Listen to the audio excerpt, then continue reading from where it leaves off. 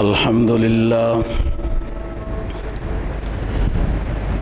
لله وكفى والصلاة والسلام على سيد الرسل وخاتم الأنبياء وعلى آله وأصحابه الذين أوفوا عهدا الذين هم خلاصة العرب العرباء وخير الخلائق بعد الأنبياء. أما بعد فأعوذ بالله من الشيطان الرجيم. بسم الله الرحمن الرحيم. يا أيها الذين آمنوا اذكروا نعمة الله عليكم إذ هم قوم أن يبسطوا إليكم أيديهم فكف أيديهم عنكم واتقوا الله وعلى الله فليتوكل المؤمنون. قال النبي صلى الله عليه وسلم خذ هذا يا قتادة يضيء لك أمامك عشرا وخلفك عشرا. صدق الله العظيم وصدق رسوله النبي الأمي الكريم ونحن على ذلك لمن الشاهدين والشاكرين والحمد لله رب العالمین. سورہ مائدہ کی ایک آیت کریمہ اور ایک جناب نبی پاک صلی اللہ علیہ وسلم کا ارشاد تلاوت کیا ہے، جس کے اندر اللہ رب العزت نے نبی پاک صلی اللہ علیہ وسلم پر جو احسانات کیے ہیں اور جو آپ کو صلاحیتیں دی ہیں، جو ملکہ عطا کیا ہے، جو اوصاف اور خوبیاں دی ہیں، ان کا تذکرہ ہے. فرمایا یا ایھا الذین آمنوا اذکروا نعمت اللہ علیکم اذ ہم قوم ان یبسطوا الیکم ایدیہم فکف ایدیہم عنکم واتقوا اللہ وعلی اللہ فلیتوکل المؤمنون. اے ایمان والو، اللہ تعالیٰ کی نعمتوں کو یاد کرو جو اللہ نے تمہارے اوپر کی ہیں، خصوصاً وہ نعمت کہ جب ایک قوم اور ایک جماعت تمہارے اوپر حملہ کرنا چاہ رہی تھی تو اللہ تعالیٰ نے ان کے ہاتھوں کو روک لیا. تمہاری طرف وہ جو اپنا غلط نظریہ کر چکے تھے اس میں کامیاب نہیں ہوئے. واتقوا اللہ، ان نعمتوں کی قدردانی یہ ہے کہ اللہ تعالیٰ سے ڈرتے رہو، اوامر کو بجا لاؤ، نواہی سے بچو. وعلی اللہ فلیتوکل المؤمنون. اور ایمان والوں کا مقام یہی ہوتا ہے کہ وہ اللہ پر کامل بھروسہ کریں. جناب نبی پاک صلی اللہ علیہ وسلم کے ارشاد کا مفہوم یہ ہے. حضرت قتادہ بن نعمان رضی اللہ تعالیٰ عنہ کو آپ نے فرمایا، اپنی طرف سے لاٹھی دے کر، خذ ھذا یا قتادہ یضیء لک امامک عشرا وخلفک عشرا. اے قتادہ، یہ لاٹھی لے لو اور یہ لاٹھی 10 گز آپ کے سامنے اور 10 گز آپ کے پیچھے روشنی دے گی، یہ اپنے پاس رکھنا. چنانچہ حضرت قتادہ رضی اللہ تعالیٰ عنہ نے وہ لاٹھی آپ کی وصول کر لی. جو آیت کریمہ آپ کے سامنے تلاوت کی سورہ مائدہ کی، یہ ایک خاص موقع کے اوپر نازل ہوئی ہے۔ عمرو بن امیہ الضمیری رضی اللہ تعالیٰ عنہ ایک صحابی ہیں، ایک جہادی سفر سے واپس آ رہے تھے۔ راستے میں ان کو دو کافر ملے جو قبیلہ بنو کلاب میں سے تھے، اور یہ قبیلہ بنو کلاب وہ ہے حجاز کا قبیلہ کہ سب سے زیادہ جس کے پاس بکریاں تھیں۔ آپ صلی اللہ علیہ وسلم بعض دفعہ ساتھیوں کو کسی چیز کے ثواب کے متعلق سمجھانا چاہتے تو فرمایا کرتے تھے قبیلہ بنو کلاب کی بکریوں سے بھی زیادہ ثواب ملے گا۔ یہ قبیلہ بنو کلاب کے دو شخص عمرو بن امیہ الضمیری کو راستے میں ملے۔ یہ صحابی رسول جہادی سفر سے واپس آ رہے تھے۔ بنو کلاب کے یہ شخص کافر تھے۔ عمرو بن امیہ رضی اللہ تعالیٰ عنہ کے علم میں یہ بات نہیں تھی کہ آپ صلی اللہ علیہ وسلم کا معاہدہ جنگ بندی کا قبیلہ بنو کلاب کے ساتھ بھی ہے۔ بہرحال عمرو بن امیہ نے ان سے قتال کیا اور وہ قبیلہ بنو کلاب کے شخص قتل ہو گئے۔ جب یہ صحابی رسول عمرو بن امیہ رضی اللہ تعالیٰ عنہ مدینہ طیبہ میں پہنچے تو قبیلہ بنو کلاب کے شخص بھی پہنچ گئے شکایت لگانے کے لیے کہ حضرت ہمارا آپ کے ساتھ جنگ بندی کا عہد تھا اور آپ کے صحابی نے ہمارے دو بندوں کو قتل کر دیا ہے۔ آپ نے ان کو بلایا، وجہ پوچھی تو انہوں نے عرض کیا کہ اللہ کے رسول، میں چونکہ ایک جہادی سفر سے آ رہا تھا اور جہاد ہی میرا مشن تھا، میں نے ان کو جب للکارا تو یہ میرے مقابلے کے لیے تیار ہو گئے۔ ان کو چاہیے تھا کہ مجھے بتاتے کہ ہم قبیلہ بنو کلاب کے ہیں، ہمارا جناب کے ساتھ عہد ہے جنگ بندی کا، تو میں ان کو نہ مارتا۔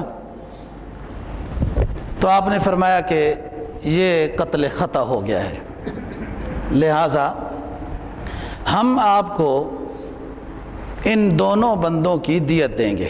وہ راضی ہو گئے، لیکن دیت دو بندوں کی بہت بڑی چیز ہوتی ہے۔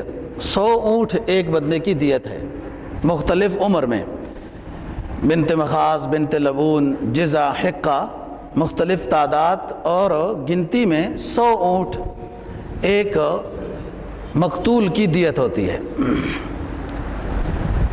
آپ صلی اللہ علیہ وسلم نے یہ سوچا کہ قبیلہ بنو نذیر کے ساتھ ہمارا معاہدہ چلا رہا ہے کہ ان پر کوئی مشکل آئی تو ہم ساتھ دیں گے، ہمارے اوپر کوئی مشکل آئے گی تو وہ ساتھ دیں گے، یہی معاہدہ ہوتا ہے۔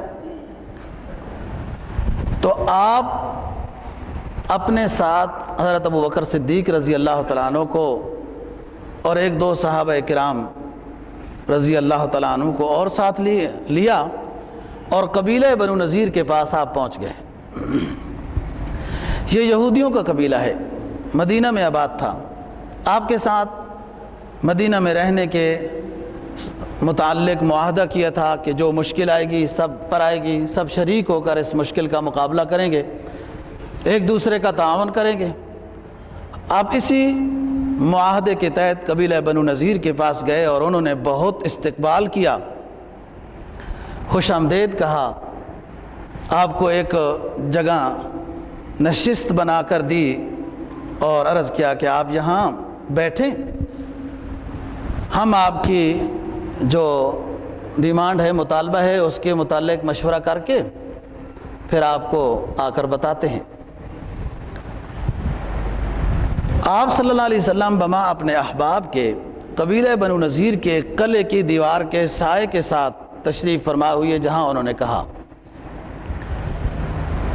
کہ اسی دوران جبرائیل علیہ السلام آ گئے اور آپ کا ہاتھ پکڑا کہ چلو چلتے ہیں یہاں سے، اور یہ آیت نازل ہوئی جو میں نے ابھی خطبے میں تلاوت کی ہے کہ یہ آپ کے بارے میں کچھ غلط نظریہ رکھتے ہیں، بس یہاں سے آپ تشریف لے جائیں۔ انہوں نے آپس میں جا کر یہ مشورہ کیا تھا کہ کوئی بڑی سی چٹان قلعے کی دیوار کے اوپر لے جاتے ہیں اور پھر اس چٹان کو آپ صلی اللہ علیہ وسلم کے اوپر والعیاذ باللہ پھینکتے ہیں، جس سے آپ شہید ہو جائیں گے، قتل ہو جائیں گے اور یہ نظام ہی ختم ہو جائے گا۔ تو اللہ تعالیٰ نے آپ کو اطلاع دے دی۔ پھر یہی وجہ ہے کہ قبیلہ بنو نذیر کو یہاں سے جلا وطن ہونا پڑا۔ دشمنوں کو اپنے نقض عہد بھول جاتے ہیں۔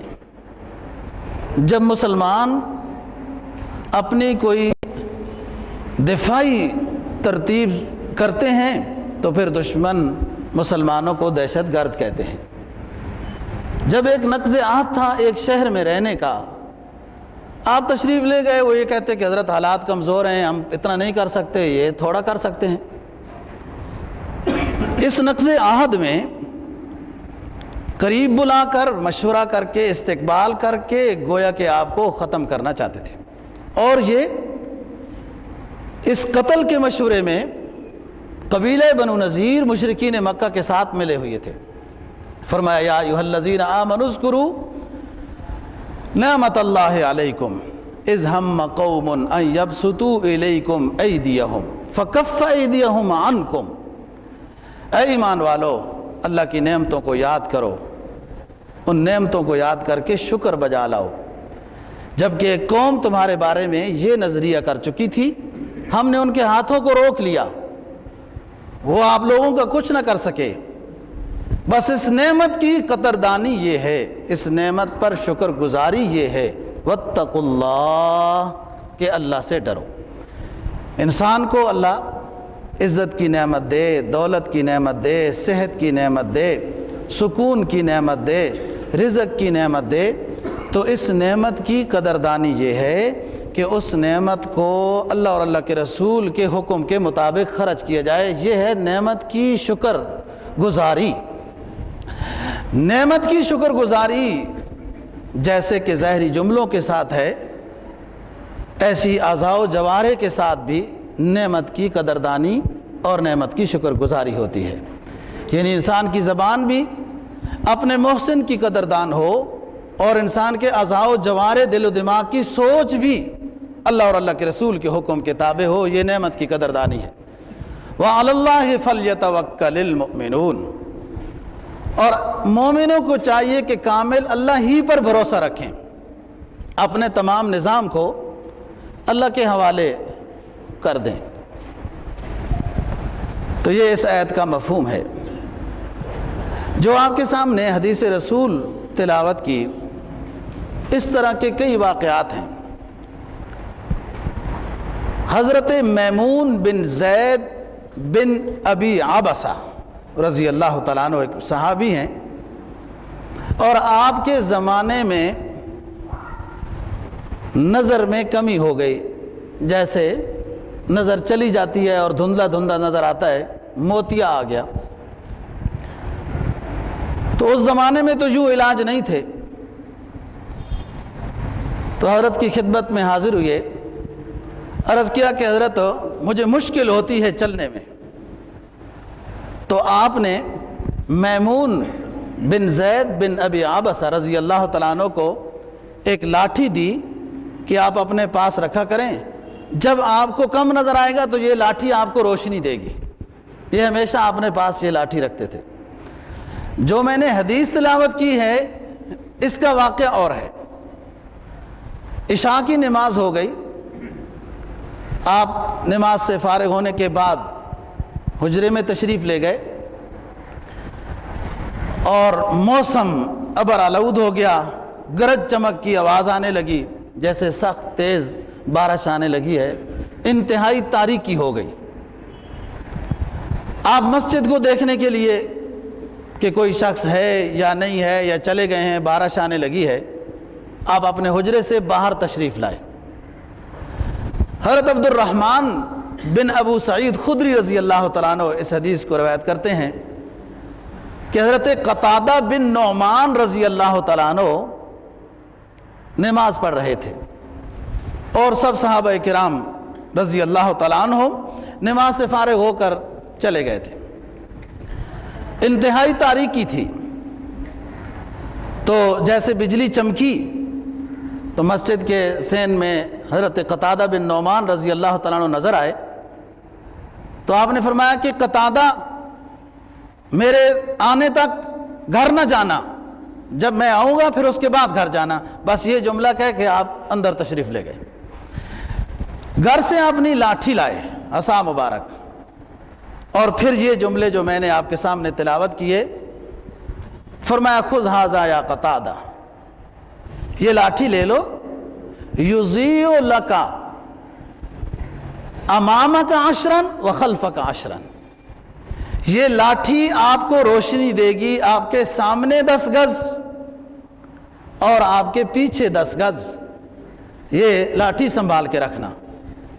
چنانچہ حضرت قتادہ رضی اللہ تعالیٰ عنہ عرض کرتے ہیں کہ انتہائی تاریکی میں یہ لاٹھی میں ساتھ لے کے گیا اور مسلسل یہ روشنی دیتی گئی، میں نے اپنی زندگی میں اس کو سنبھال کے رکھا، جب بھی ایسی تاریکی میں مجھے روشنی کی ضرورت پیش آئی تو اس لاٹھی سے کام لیا ہے۔ ایک صحابی رسول رضی اللہ تعالیٰ عنہ روایت کرتے ہیں کہ ہم ایک سفر میں تھے اور اسی طرح انتہائی تاریکی کا سامنا ہوا۔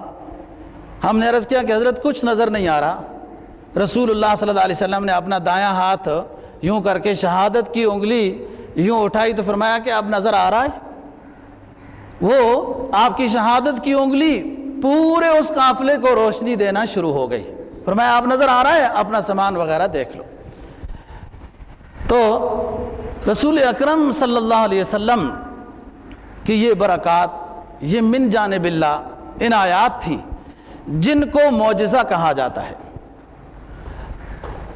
غزوہ بدر میں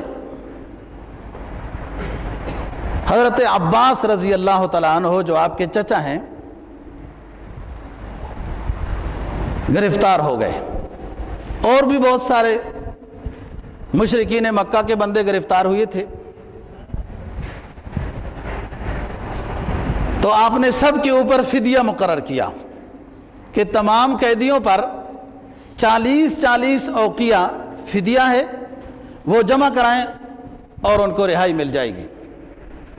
لیکن اپنے چچا کو کہا کہ آپ نے فدیہ 100 اوقیہ جمع کرانا ہے، حضرت عباس رضی اللہ تعالیٰ عنہ، اور حضرت علی رضی اللہ تعالیٰ عنہ کے بھائی حضرت عقیل کو کہا کہ آپ نے 80 اوقیہ جمع کرانے ہیں۔ بعد میں تو یہ حضرات مسلمان ہو گئے۔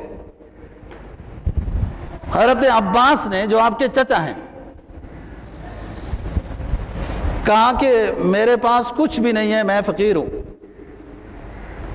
آپ نے فرمایا چچا جی جب جنگ کے لیے آ رہے تھے، بھتیجے کے مقابلے میں جنگ کے لیے آ رہے تھے، تو ام فضل کو 2 سونے کی اینٹیں کس نے دی تھیں؟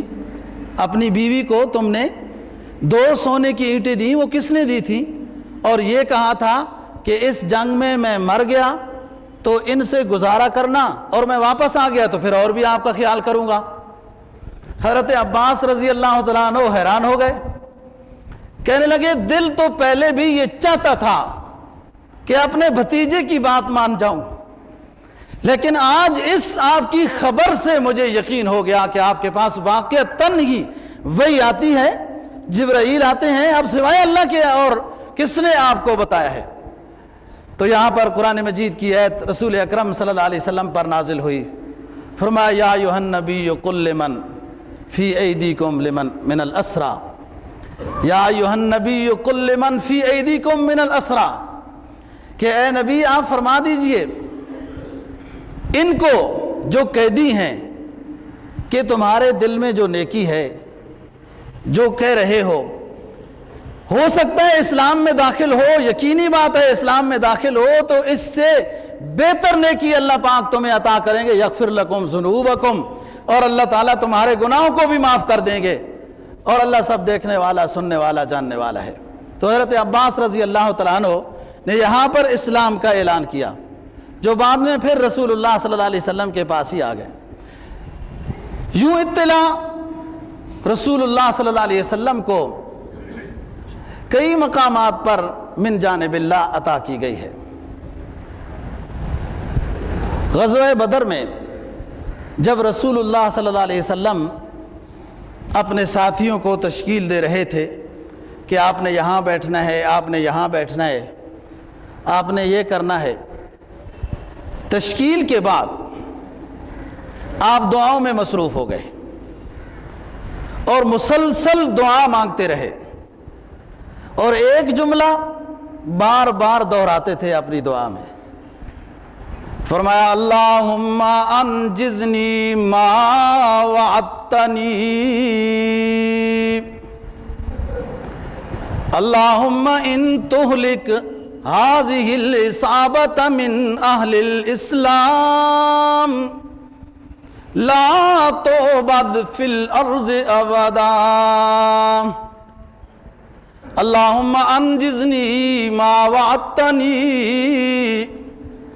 اے اللہ، جو آپ نے میرے ساتھ وعدہ کیا ہوا ہے، آج اس مقام پہ اس وعدے کو پورا کر دے۔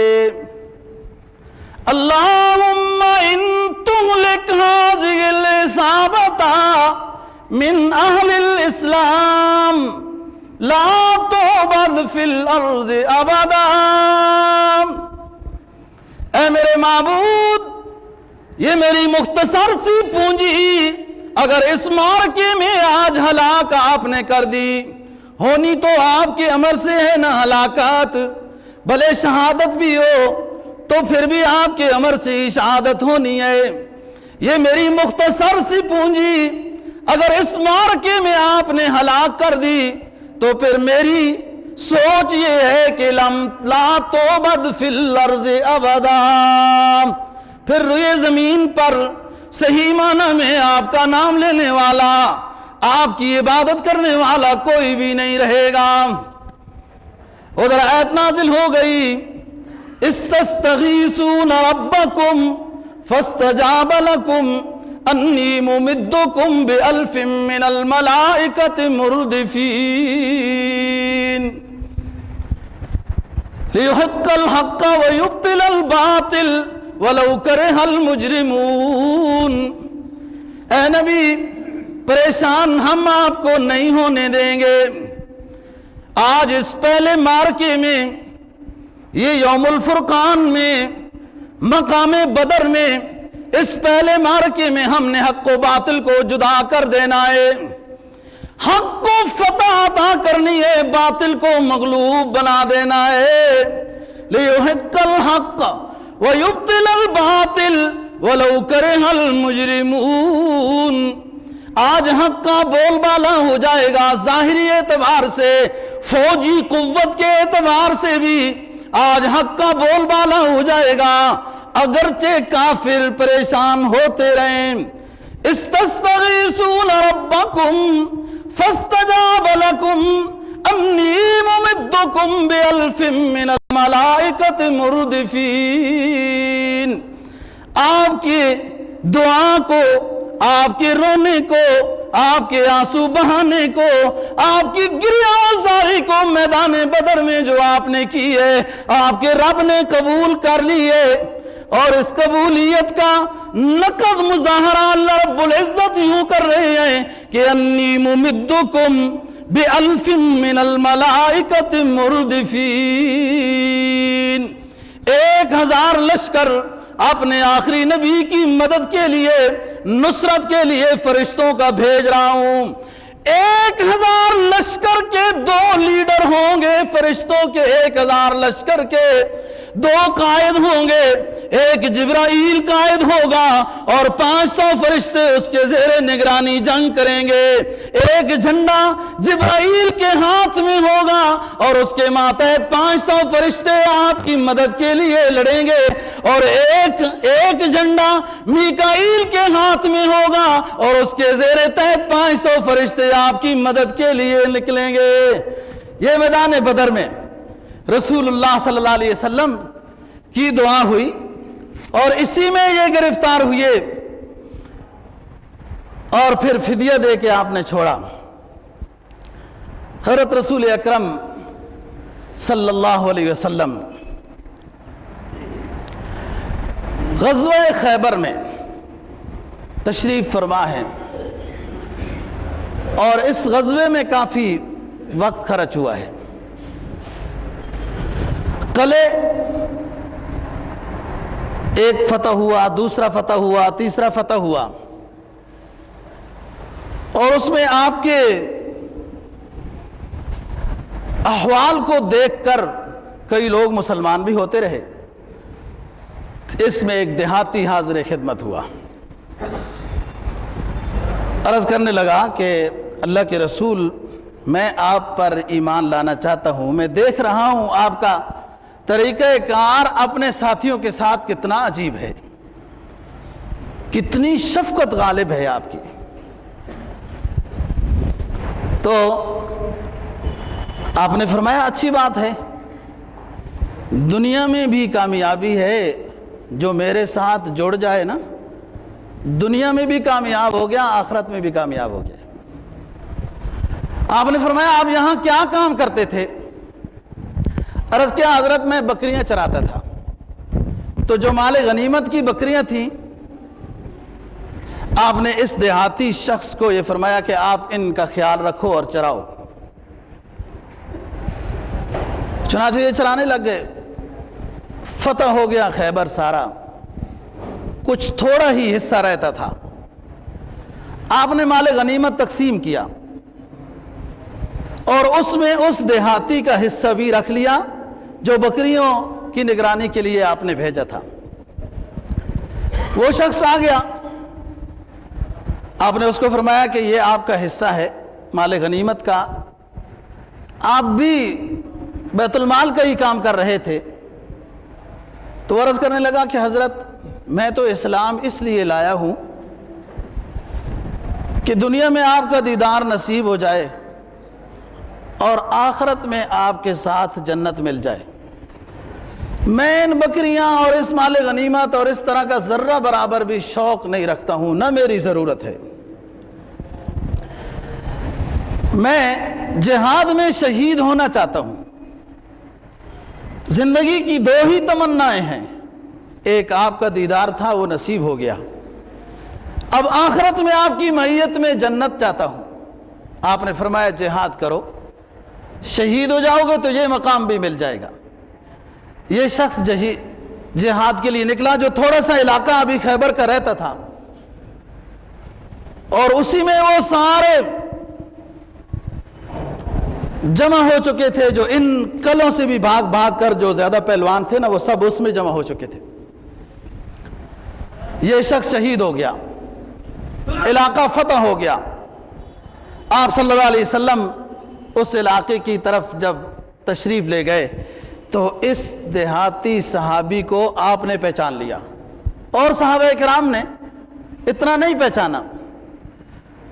تو آپ نے اس وقت اس دیہاتی صحابی کے لیے میدان خیبر میں ایک دعا کی، فرمایا اللہم ھذا عبدک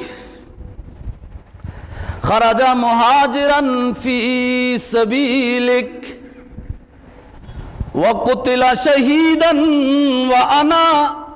وانا علی ذالک شہید، اللہم ھذا عبدک، اے اللہ یہ آپ کا عبادت گزار بندہ ہے، خرج مہاجرا فی سبیلک، آپ کے راستے میں ہجرت کر کے میرے پاس پہنچا ہے، قتل شہیدا، اس معرکے میں شہید ہو گیا ہے، وَأَنَا عَلَىٰ ذَلِكَ شَهِيدٌ، اور میں اس کے ایمان پر، اس کے اخلاص پر، اس کی شہادت پر میں خود گواہ ہوں۔ پھر آپ نے اس کا جنازہ پڑھایا۔ تو بات رسول اکرم صلی اللہ علیہ وسلم کے مناقب اور اوصاف کی کر رہا ہوں کہ یہ شخص آپ کی شفقت، مہربانی، تبسم کو دیکھ کر فریفتہ ہوا ہے، اور آپ کی اخلاق کی تلوار بڑی تیز تھی۔ یہ تلوار تو دوستوں مجبوراً چلائی گئی جب دشمن اپنے گھروں میں بھی نہیں رہنے دیتے تھے۔ مدینہ طیبہ کو نیست و نابود کرنے کا دشمن نے پروگرام بنایا تھا۔ آپ نے حضرت ابو طلحہ رضی اللہ تعالیٰ عنہ سے گھوڑا مانگا۔ جب یہ اطلاع ملی تو پورے مدینے کا آپ نے احاطہ کیا، پورے مدینے کا، اور یہ سست گھوڑا تھا۔ آپ کی برکت سے یہ ایسا چست اور مضبوط ہوا کہ آپ مدینے کا چکر لگا کر صحابہ کو اطلاع دی کہ بے فکر ہو کر آرام کرو، کوئی دشمن مدینہ کے ارد گرد قریب میں نہیں ہے، اور یہ گھوڑا تو سست نہیں، یہ تو سمندر ہے، کان بحرن، یہ تو سمندر کی موجوں کی طرح تیرتا ہوا جاتا ہے۔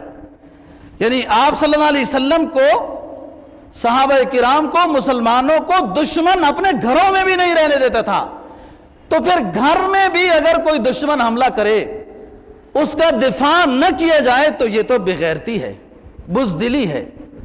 یہ تلوار جو چلی لوہے کی، یہ مجبوراً چلی۔ اگر یہ تلوار چلنی ہوتی اس طرح تو مکہ کے 13 سال میں رسول اللہ صلی اللہ علیہ وسلم سے صحابہ کرام اجازت ہی لیتے رہے کہ حضرت ہم کب تک پستے رہیں گے، خدا را ہمیں اجازت دیجئے، ہم کچھ تو کر سکیں گے۔ آپ نے فرمایا کہ اجازت نہیں ہے۔ لیکن جب ہجرت کر کے آپ مدینہ میں تشریف لائے تو مدینہ میں بھی نہیں رہنے دیتے تھے۔ یہ دشمن مسلمانوں کو اپنے ملک میں بھی رہنے نہیں دیتا۔ یہ دشمن ایک ہی چیز سے ٹھیک ہوتا ہے، وہ آپ صلی اللہ علیہ وسلم سے شروع ہوئی ہے۔ آپ کو جہاد والا نبی، یہ لقب ہے نا آپ کا، جہاد والا نبی۔ جب مسلمان جہاد کی کوشش کو چھوڑے گا تو دشمن مسلمان کو اپنے گھر میں بھی اطمینان کے ساتھ نہیں بیٹھنے دے گا۔ سوئے رہو حکمرانوں ہمارے، سوئے رہو بادشاہوں اور باشندوں، فوجیوں، پولیس، تمام نوجوانوں، جب تک تم سر بکف ہو کر میدان عمل میں جہاد کے لیے نہیں اترو گے، اس وقت تک دشمن اطمینان سے اپنے گھروں میں نہیں بیٹھے گا۔ یہ بیٹھتا ہی تب ہے کہ جب مسلمان قوت کے ساتھ میدان میں آئے۔ تو میں بتا رہا ہوں کہ یہ شخص آپ کے اخلاق پہ عاشق ہو کر اسلام قبول کر رہا ہے۔ آپ کی اخلاق کی تلوار بڑی غالب رہی ہے، یہ دوسری تلوار مجبوراً چلائی گئی ہے۔ زید بن سعنہ یہودی ہے، بعد میں رضی اللہ تعالی عنہ ہوا۔ کہتے ہیں کہ میں نے اپنی کتابوں میں رسول اللہ صلی اللہ علیہ وسلم، نبی آخر الزمان صلی اللہ علیہ وسلم کے مناقب، اوصاف، خوبیاں، بشارتیں، علامات پڑھی تھیں۔ ساری علامتیں میں دیکھ چکا تھا، 2 علامتیں رہ گئی تھیں۔ میں ہر روز آتا تھا، بیٹھتا تھا، مجلس میں جاتا تھا، گفتگو سنتا تھا، لیکن ان 2 علامتوں میں میں کامیاب نہیں ہو سکا کہ وہ آزما سکوں، دیکھ سکوں، پڑتال کر سکوں۔ وہ 2 علامتیں یہ تھیں کہ اس نبی کی حلم، بردباری، اس نبی کا حوصلہ اس کے غصے پر غالب رہے گا۔ لوگ برا بھلا بھی کہہ دیں گے، سختی بھی کر لیں گے، گلے شکوے بھی کر لیں گے، اس نبی کے چہرے سے تبسم ہی نکلے گا۔ یہ ایک خوبی تھی۔ اور دوسری یہ کہ وقت زیادتی، جب آپ صلی اللہ علیہ وسلم پر کوئی زیادتی کر بھی رہا ہو، بالفعل زیادتی ہو رہی ہو، تو تب بھی آپ کا حوصلہ غالب رہے گا، حوصلے میں کمی نہیں آئے گی۔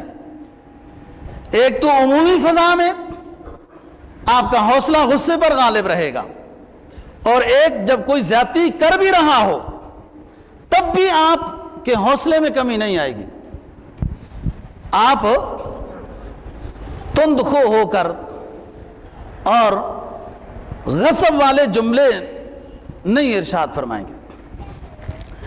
میں بیٹھا رہا، آتا رہا، جاتا رہا، لیکن ان دو باتوں میں میں نہ پہچان سکا، کوئی واقعی سامنے نہیں ہوتا تھا، تبسم تو ہر وقت ہی دیکھتے تھے۔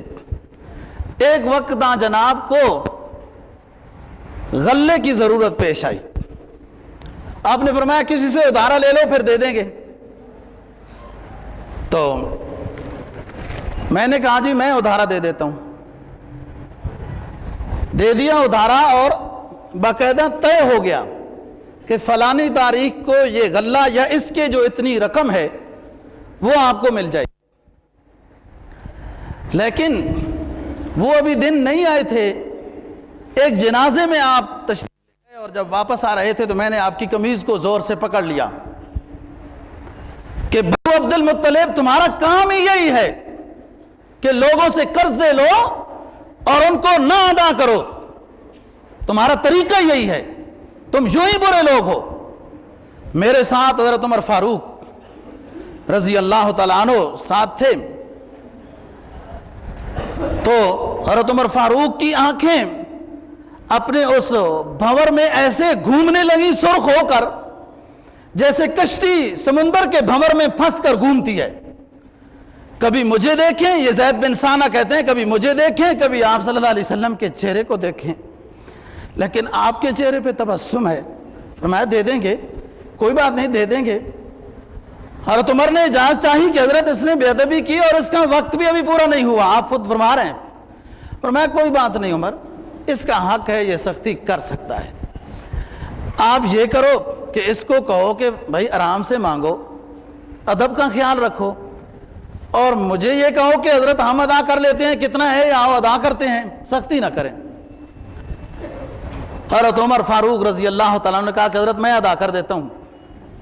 آپ نے فرمایا اس کا اتنا دینا ہے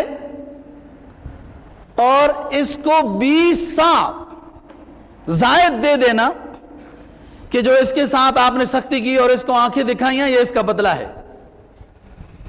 یہ شخص گئے حضرت عمر کے ساتھ، اپنا وہ وصول کر لیا، وہ فالتو بھی وصول کر لیا، اور پھر حاضر خدمت رسول صلی اللہ علیہ وسلم ہو گئے۔ عرض کیا اللہ کے رسول، نہ میں نے قرضہ لینا تھا نہ دینا تھا، ایک مدت کی آزمائش تھی، بس آپ کے حوصلے اور حلم کو غالب دیکھنا تھا، غصے پر وہ دیکھ لیا ہے، یہ غلہ بھی آپ کا ہے اور میں بھی آپ کا ہوں۔ وہاں پر رسول اللہ صلی اللہ علیہ وسلم نے اشہد ان لا الہ الا اللہ واشہد ان محمدا عبدہ ورسولہ اس کو پڑھائے۔ یہ زید بن ثانہ رضی اللہ تعالیٰ عنہ ہے۔ ایک زید بن دسنہ ہیں جن کو مشرکین مکہ نے گرفتار کیا تھا، حضرت خبیب بن ارت رضی اللہ تعالیٰ عنہ کو اور زید بن دسنہ کو، وہ جو 10 صحابہ کرام رضی اللہ تعالیٰ عنہ تھے، اور یہ وہ حضرت خبیب اور زید بن دسنہ ہے کہ جب ان کو گرفتار کیا گیا، مشرکین مکہ نے ان کے لیے پروگرام بنایا کہ ان کو سولی پہ لٹکائیں گے، تو انہوں نے کہا کہ اسطرہ چاہیے تاکہ میں اپنی صفائی ستھرائی کر لوں، شہادت ملنے والی ہے۔ ایک اچھے انداز میں انسان جب کسی کا مہمان بنتا ہے نا تو سج کر جاتا ہے، میں اللہ کا مہمان بننے والا ہوں، شہید تو اللہ کا مہمان ہے نا۔ قرآن مجید نے اعلان کیا نا، یرزقون عند ربہم فرحین ولا تقتلوا فی سبیل ولا تقولوا فی سبیل اللہ امواتا بل احیاء عند ربہم یرزقون فرحین بما آتاہم اللہ۔ میرے راستے میں جان کے نذرانے دینے والوں کو مردہ نہ کہو، میرے راستے میں جان کے نذرانے دینے والوں کو مردہ نہ کہو، بل احیاء عند ربہم یرزقون فرحین بما آتاہم اللہ۔ یہ اللہ کے ہاں رزق کھاتے ہیں، رزق پاتے ہیں، نعمتوں کو دیکھ کر خوش ہوتے ہیں۔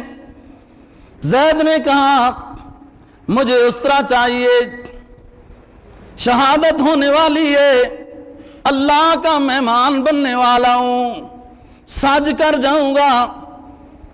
اس طرح دے دیا، اس مشرکہ خاتون نے اس طرح دے دیا، اور اسی کا بیٹا دوران صفائی زید یا حضرت خبیب رضی اللہ تعالیٰ عنہ کی گود میں بیٹھا ہوا ہے۔ اس مشرکہ خاتون کی چیخ نکل گئی دوستو کہ انہوں نے ابھی اس صحابی کو سولی پہ چڑھانا ہے، اور اسی صحابی کی گودی میں سولی پہ چڑھانے والوں کا بیٹا بیٹھا ہوا ہے، چھوٹا سا چوزا بیٹھا ہوا ہے۔ چیخ نکل گئی مشرکہ خاتون کی۔ حضرت خبیب نے اس خاتون کو خطاب کر کے کہا گھبراؤ نہیں، میں اس ہستی کا نام لینے والا ہوں کہ جس کو ہر طرح ستایا گیا اور اس سے عفو درگزر کے پیغام ہی نکلتے رہے، میں ہرگز اس بیٹے کو کوئی نقصان نہیں دوں گا۔ وہ خاتون کہتی ہے ایک گودی کے ایک حصے میں وہ ہمارا بچہ بیٹھا ہوا ہے، اور ایک ہاتھ میں حضرت زید کے استرا ہے، اور گودی کے دوسرے حصے پہ انگور رکھے ہوئے ہیں، اس ہاتھ سے جو خالی ہے انگور تناول کر رہے ہیں۔ میں نے پوچھا زید یہ انگور کہاں سے آئے؟ موسم تو مکہ میں انگوروں کا نہیں ہے، کسی فروٹ کا نہیں ہے۔ تو اس صحابی رسول صلی اللہ علیہ وسلم نے جواب میں ارشاد فرمایا کہ جس کے نام لینے والے ہیں اس کو بھی اور اس کے ماننے والوں کو سب بے موسم پھل دیے جاتے ہیں۔ میرا کوئی کمال نہیں، جس نبی پر میں نے ایمان لایا اس نبی کے نام کا کمال ہے کہ مجھے گرفتاری میں ہاتھ پاؤں جکڑے ہوئے ہیں، گرفتاری کے عالم میں بھی اللہ رب العزت بے موسم پھل کھلا رہا ہے۔ پھر اس کو حرم سے باہر نکالا گیا کہ تجھے سولی پہ چڑھاتے ہیں۔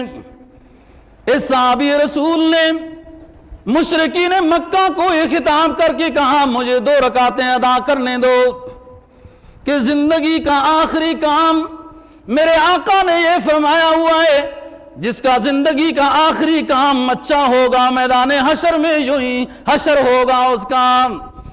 2 گانا جلدی ادا کیے، اور پھر اس کے بعد مشرکین کو خطاب کر کے فرمایا اس صحابی نے میں چاہتا تو لمبے 2 نفل پڑھ سکتا تھا، لیکن میرے دل میں خیال آیا کہ تم لوگ یوں نہ سمجھنے لگو کہ یہ سولی سے ڈر رہا ہے، میں سولی سے شہادت سے ڈرنے والا نہیں ہوں، اس لیے جلدی 2 گانا پڑھ کر آ گئے۔ سولی پہ لٹکایا گیا۔ مشرکین مکہ میں سے ایک شخص نے رسول اللہ صلی اللہ علیہ وسلم کے اس رضاکار کے ایمان کو آزمانا چاہا، کہا زید یہ تو ذرا کہہ دو کہ میری جگہ پہ سولی میں میری جگہ پہ میرا آقا محمد رسول صلی اللہ علیہ وسلم ہوتا تو آپ کو ممکن ہے ہم چھوڑ دیں۔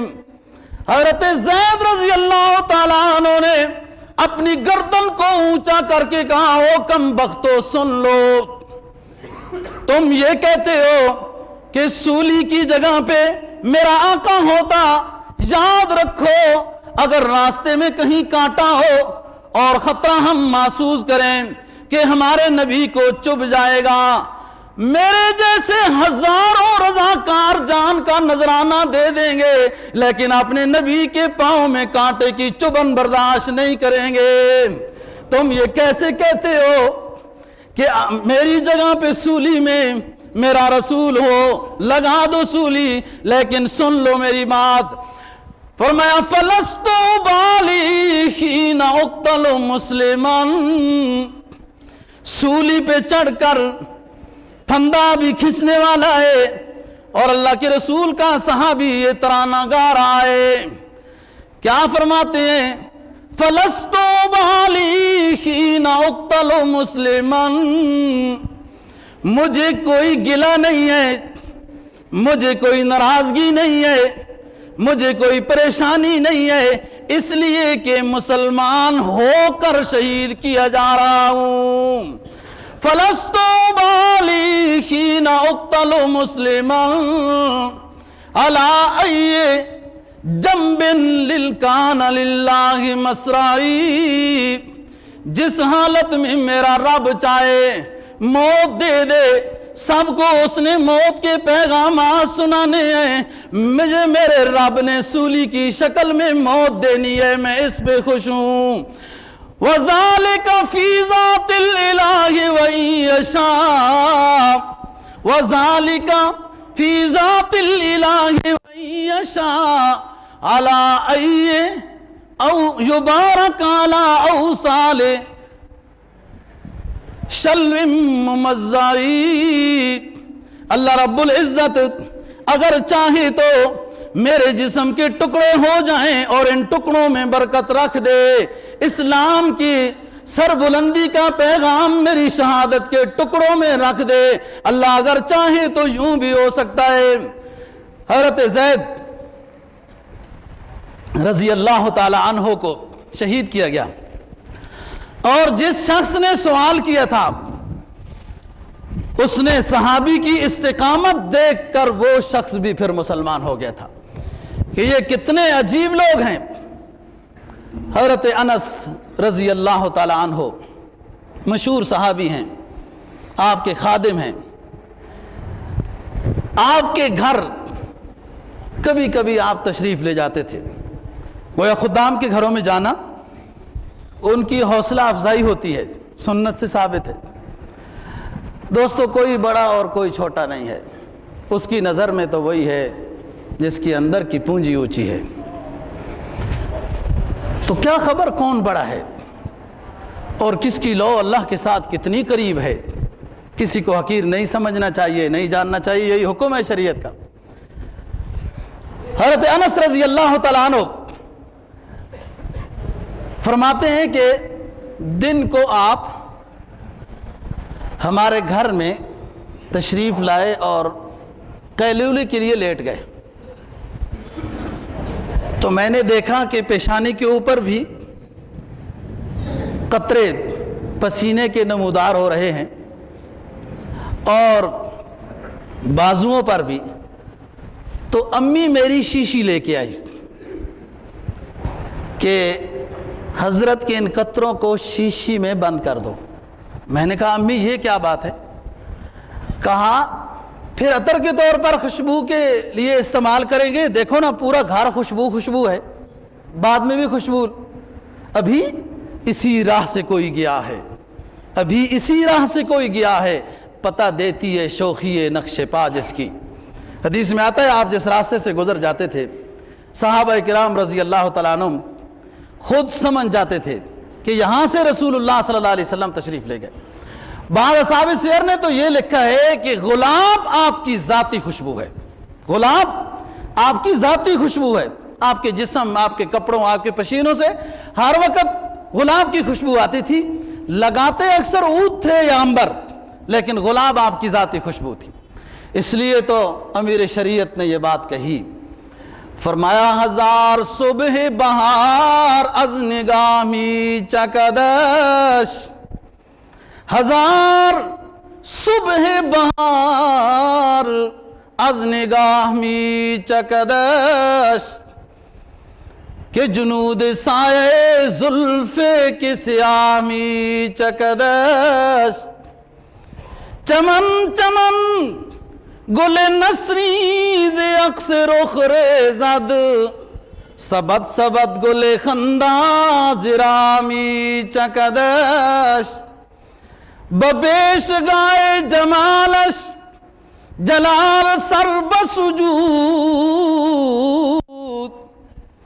بپیش گائے جمالش جلال سر بسجود، چے خنداؤ چے تبسم کی شہادت بحضور، صدا آفتاب بزیر گلیم می رخشد